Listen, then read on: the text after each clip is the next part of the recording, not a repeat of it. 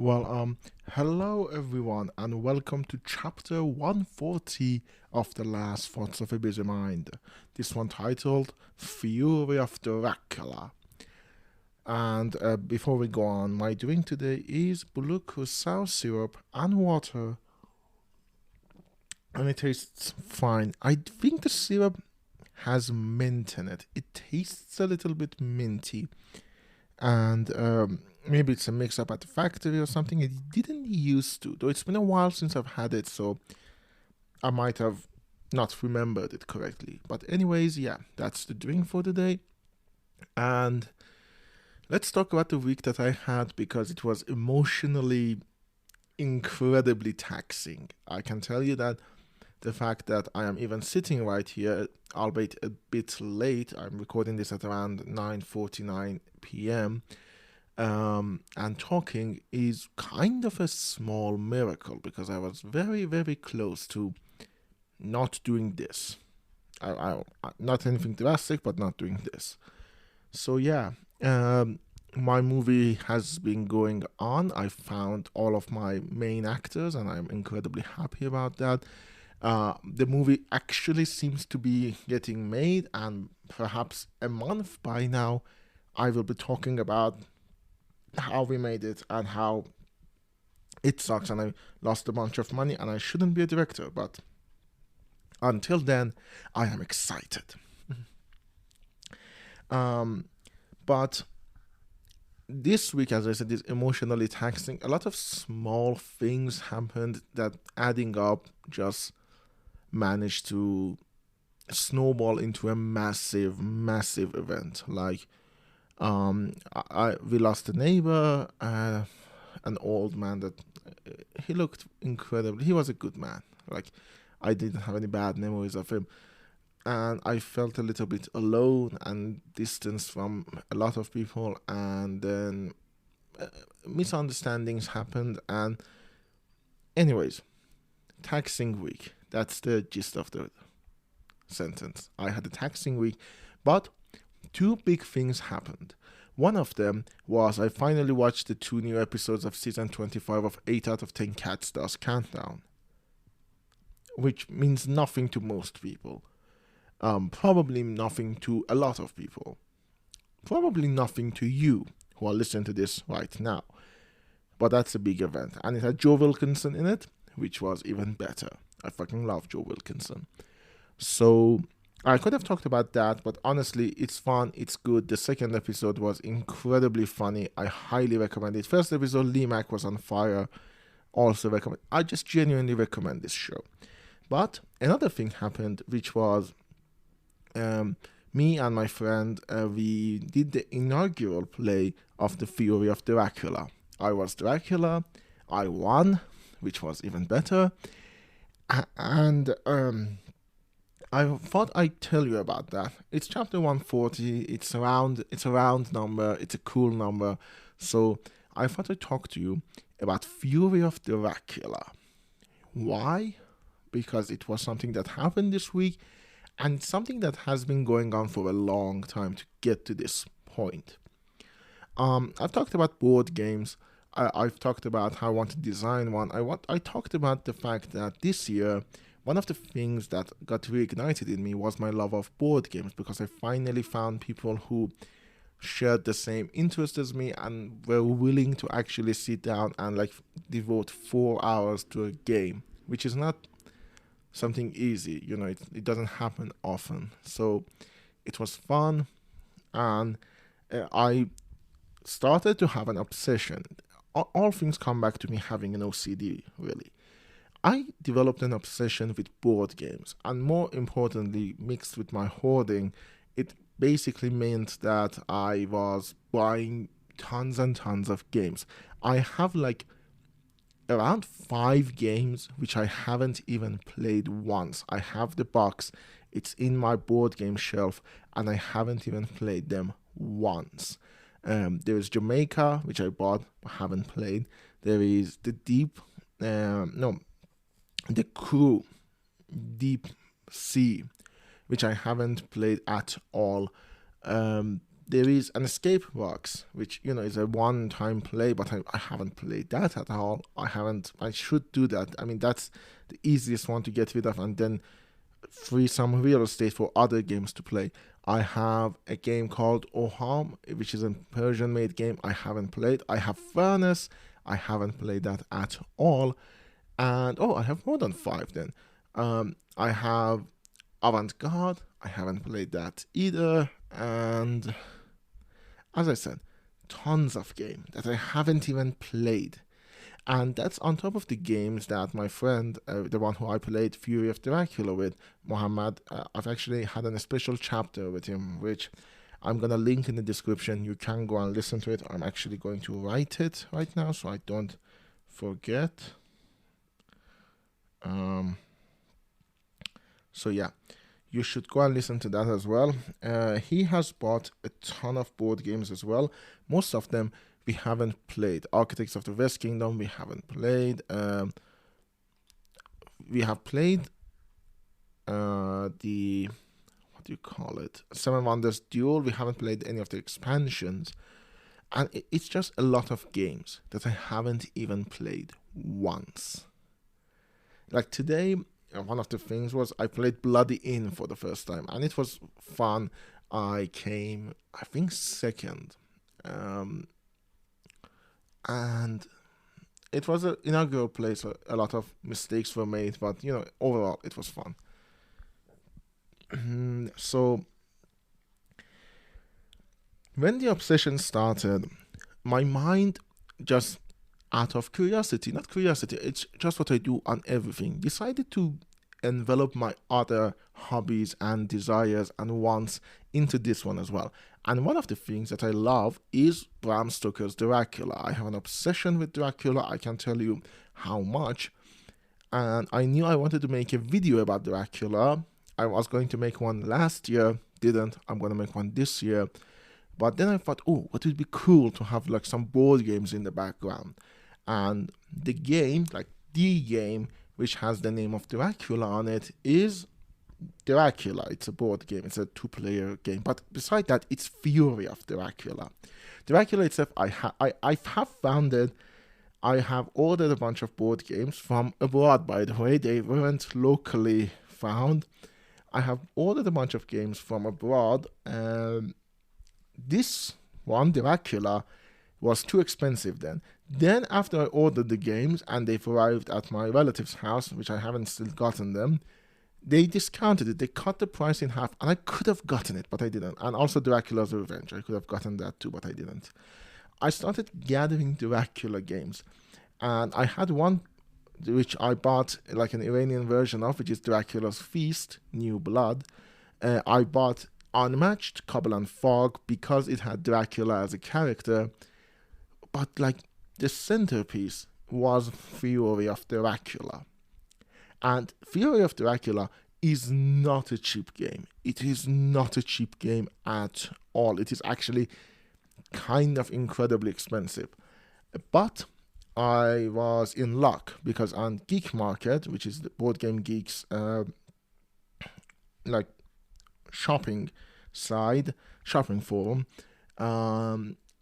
a guy was selling a shrink-wrapped one, which meant not unopened one, for around 100 Canadian dollars. It's not again cheap. It's not cheap at all, but it is significantly cheaper than the 230, which was 230 Canadian dollars, which was for a brand new one. So I managed to get that one, sent it to my uncle's house, and my uncle brought it to me at around December. So Fury of Dracula is like this journey of me going through board games. And I had the thought that I wanted to have this Dracula game in particular around August, I think. But then it got dragged, and then around September, I actually managed to get it, and around December, I got it in my hands. But it's a massive game. It's an incredibly complicated game. And even when we played it, it was still like we were constantly referencing the rule book. The video explaining it, how to video, which doesn't explain everything. It just says that the rest of it you should read on the rules reference. is around 30 minutes. So yeah, it's a long and complicated game. So getting people to actually sit down and play it is harder than, say, Catan, which again is a long game, but it's much easier to understand and wrap your head around. But Fury of Dracula is actually thematic, which I really love, and it takes its theme incredibly seriously. The mechanics of it is a hidden movement game, and so I thought that, oh, I'm gonna organize something and then we're gonna play it. But then my friend Mohammed said that, bring it over, we'll do it. And I did, and it was fucking fun. I'm so happy with my purchase, you cannot imagine.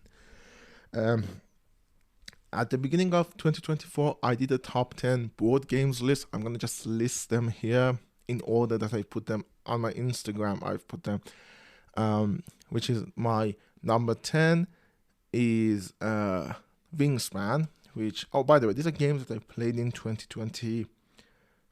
They're not like, what do you say? They're not like the best games of all time or anything. No, these are the games that I played in 2023. I just say 2023, and I played them for the first time then, and they were like a huge part, and I loved them. So, number 10 was Wingspan. Number 9 was Gendarmerie, which is a Persian game actually, and it was really fun. I played it again today with my cousins. Great fun. Number 8 was The Grizzled, a great cooperative game, by the way. If you haven't, you should definitely play it. It's a good card game. It's easy to understand. It's easy mechanically, but also not without challenge. It is still challenging, which makes it the perfect combination. It's the perfect game to introduce your friends to more complex games like Monopoly. Let's leave Monopoly and play other games. And then there is The Castles of Burgundy, which is number 7, which was incredibly fun. I lost, but I still had so much fun as I put it in the list. And the problem that I have with it is that you're not gonna get people to play this with you on the first time. It's gonna take a long time for people to get ready to do this, because it has so many mechanics, so many different things, that once you wrap your head around them, it becomes easier to understand, but it's not an easy game. Number 6 is The Detective Club. Incredibly fun, easy, usually depends on the group that you're playing with, but incredibly fun if it's in the right place. I had tons of fun with it. And then number 5 is Dracula vs. Van Helsing, a game that at the time of this recording, apparently it's not really out to retailers, and there's a French site selling a French version, but I haven't seen any English version of it yet. But I want it. I do fucking want it. And the few times I played it on Board Game Arena, it is free to play on Board Game Arena, I had so much fun. Then number 4 is Catan. Of course, it's Catan. It's one of the older games. Incredibly fun, incredibly good. And then there is Viticulture. Number 3 is Viticulture. Great game, a bit long, which means it's not probably good for most sittings if your players aren't dedicated to sit for like a couple of hours to play it. Again, lots of mechanics, but once you wrap your head around them, it's much easier to understand. I think the reason I prefer this over Castles of Burgundy is that Viticulture has a lot more strategy and agency involved than Castles of Burgundy. Then number 2 is A War of Whispers. Now, A War of Whispers is an asymmetrical strategy board game that I fucking love, because while you're playing it, you literally feel like the powers behind the curtains. Like, you feel that. You feel like, oh, I am that. And it's incredible. Good games manage to do this, When you play good games, you feel the theme of it incredibly well. Fury of Dracula was also like this. I felt like, oh, I'm Dracula. I have a secret agenda, and I should be running. I should be hiding. And that was incredibly good in the Fury of Dracula. War of Whispers is that. But number one, Unmatched Goblin Fog. Incredible fun, incredibly fun game. I lost. I was the first to lose the time we played it, and I still had so much fun. It was still so tense that I was like, oh yeah, uh, we should. I'm putting this at number one. It was so fun, incredibly fun. I fucking loved it, and I uh, I cannot tell you how much that was fun. So, Fury of Dracula is a culmination of all of these. And at this point, I realized no, I actually like board games. I know I'm obsessive. I know that I tend to, well, obsess over stuff, as the name obsessive implies. But after playing Fury of Dracula, I don't know, something seemed right. Something felt correct. Like, oh yeah, now I get it. Now I get why I fucking love these games. And there are more that I've actually ordered. As I said, I've ordered I Am Vlad, Prince of Wallachia, which is supposed to be a bad game, but I needed it for the film. As I said, at this point, I'm a collector of Dracula games. And there's few that are coming in 2024 that I want. Kill Dracula. There is another one, Dracula's Curse, I think. There is one which is basically snake oil, but instead you play against other people. Okay, I can't explain it. It's fangs and pitchforks, and I really look forward to that. I think that's gonna be fun because the group of friends that I have, it's gonna be incredibly fun to play them with. And I've ordered Nosferatu, which I think is a hidden role game, and the Escape Castle Dracula, which is the escape games are basically like exit games, which means they're single use. Once you go to the riddles, you know the answer. But the good news is, unlike an exit game, because we actually played an exit game, which was Lord of the Rings one, you don't destroy any card, so it's easy to repackage and re-gift it to other people, and I think that's not that bad. So yeah, that's this episode is me basically nerding out over what games I've played and what games I do have, and I do have like my collection is not even that big. I mean, it's big, don't get me wrong, but it's not even as big as it could be because there is still a ton of games that I do want. And I like War of Whispers. I don't own a War of Whispers. My friend does, and that's where I played it. My cousin does, and I played it with him as well. So it can be even bigger, and a lot of these are Persian reprints. Some of them are good quality, some of them I'm actually very happy with the quality. Like Viticulture, the one I have is a Persian one. I am happy with the quality, but it's not as good as the original one, and the original ones are expensive. So yeah, I'm basically barreling towards bankruptcy, to use a Monopoly term. I know bankruptcies happen outside of Monopoly, but I won't go bankrupt. I would just lose a ton of money and then don't have enough money to make my movie, which I think would be bankrupt. No, I won't be bankrupt. I have to sell a bunch of stuff. I'm not yet at the point of absolutely zero money, which is bank. Okay, I don't know what I'm talking about. Oh yeah, I'm gonna be bankrupt because of buying board games. And like there are a ton I want, ton more. This is true. Muhammad is my producer on the movie, and my girlfriend. I actually told them that, and my first AD Mobina, which you've actually listened to. If you haven't, a special chapter between this season and the last season, do go and listen to that as well. I'm actually gonna put that in the description as well. So, I actually told them that stop me from buying board games. Tell me to stop buying board games. Do not encourage me to buy more board games, and stop me when I want to buy more. And so far, it has been mixed results. Like I've bought a tiny card games, which I still don't know. It's a clue card game. I don't know how it works. And I bought a bunch of board games to gift to people. But this is another one about board games, and it's chapter 140, and it's about Fury of Dracula, a game that if it wasn't so fucking expensive, I'd recommend everyone to go and get and play because it's so fun. And I can just imagine a setting where we sit around the table and play that game while having like Dracula themed drinks and stuff like that. And I will see you all next week.